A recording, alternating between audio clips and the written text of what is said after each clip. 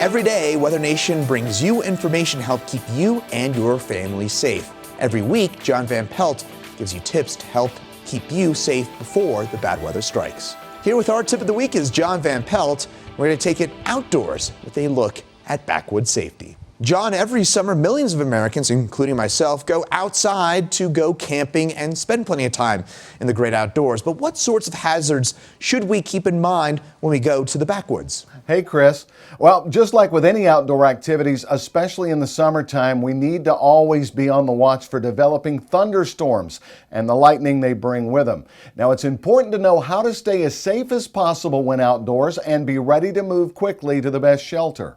The main thing to remember is that no place outdoors is safe from lightning, but the most dangerous places in the backcountry during a storm are at the peaks of hills or mountains, followed by wide open areas, under shallow overhangs, and of course on bodies of water. It's important to remember that gullies or valleys are always less dangerous than ridges. And of course, it's very dangerous to shelter under tall or isolated trees. Stands of small trees are less dangerous to shelter under, but still not safe. Of course, always the very safest place to be during a thunderstorm is a sturdy building or inside a metal-topped car. Knowing how to protect ourselves from lightning is obviously really important, but what other sorts of things should we keep in mind when we're picking out a campsite or when we're outside on a hiking trail?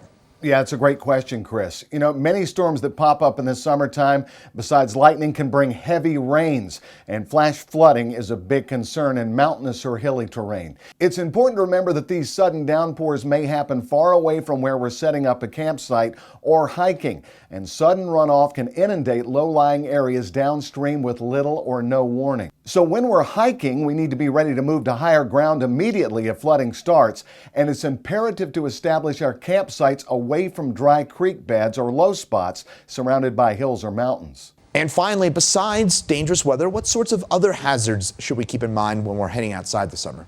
You know, Chris, there are several we need to think about. A big one is wildlife.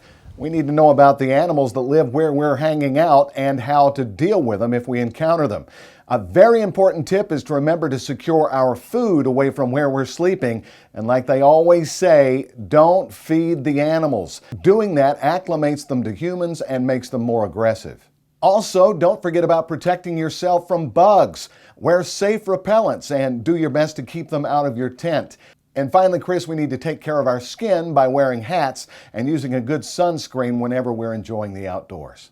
Thank you, John Van Pelt, for keeping us all weather ready right here on WeatherNation. Be sure to join us next week and every week for our tip of the week.